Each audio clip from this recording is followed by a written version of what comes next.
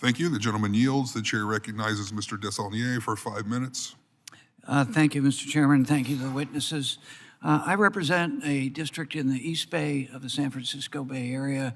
I've represented the San Francisco Delta, Bay Area Delta, for a long time. It provides a large amount of clean water to the state of California, including Los Angeles, and to the ag industry.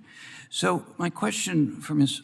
Uffmer, how can areas like that with almost 8 million people and also being a great resource to the agricultural industry that produces 1/3 of all the fruits and vegetables in the United States, as we go through this investment in infrastructure in areas like that, how do we make sure that the regional plans, and the Bay Area has a lot of government, we've got 9 counties and I don't know how many cities and special districts, how do we coordinate that and use this to make sure that we're doing the best investment for a place like that, the largest estuary west of the Mississippi, that has huge impacts not only on people who drink water, but the national economy vis-a-vis the ag industry in particular?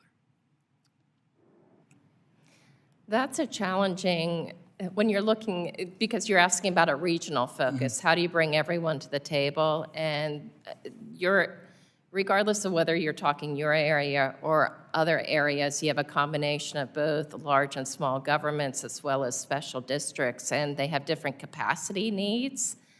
And getting them talking about it and the available funding, because when you're talking about the federal share versus the non-federal share, non-federal sponsors usually have a limited amount of money that they can bring to the table, which is based on whether it be taxes or community. So it's about educating and bringing them together, whether it be in a town hall, and that's getting more into details, but it's about how to bring different size levels of government to the table to talk about these challenges and what they have available. Yeah, and in the context of sea level rise, which the Bay Area, like most areas such as ours, there's a bigger challenge. So we've invested a lot in our levees to keep the infrastructure up, trying to have that regional approach, and that we can learn from other areas that are similar to that. Mark Twain famously said, in California, whiskey's for drinking and water's for fighting. So trying to get this opportunity from an engineering perspective in an area like that it's so crucial to get this right. And to your point, having come from local government, Prop 13 was a good thing for some people. I will include myself from a personal standpoint, but the maintenance of effort and the local match is always a problem. And it's not a good financial model, because clearly the benefit to the economy on the West Coast in this instance, and to a place with California's GDP would be the 4th largest in the world right now, and water is so important.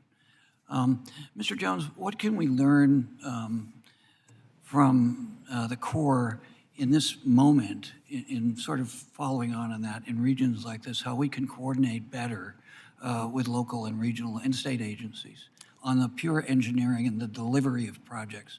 I think this is something we can agree on a bipartisan level. We have in this committee is project delivery is important, particularly in this kind of environment. Sure. Thank you, Congressman, for the question. You spoke of some 80 jurisdictions in your area. That is an immense challenge.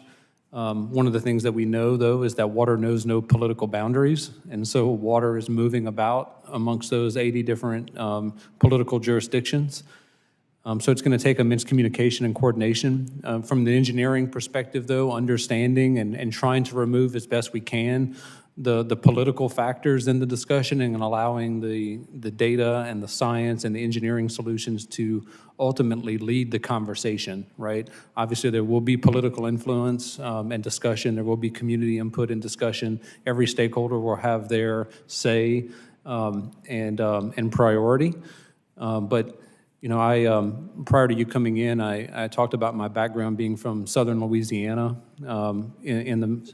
Very similar in the aftermath of Hurricane Katrina and the inland floodings in the state, and bringing those folks to the table to one, educate them on how water flow actually occurs, where the water needs to be and the various uses, and Simply put, I would just offer that there's such thing as over-communication in this regard, and trying to have every stakeholder understand what their needs are, but as importantly, understand what the needs of their fellow stakeholders are, and ultimately try to achieve some regional priorities and then work towards those goals. Thank you so much. Thank you, Mr. Chairman. Thank you. The gentleman yields. Are there any further questions from any members of the subcommittee who have not been recognized?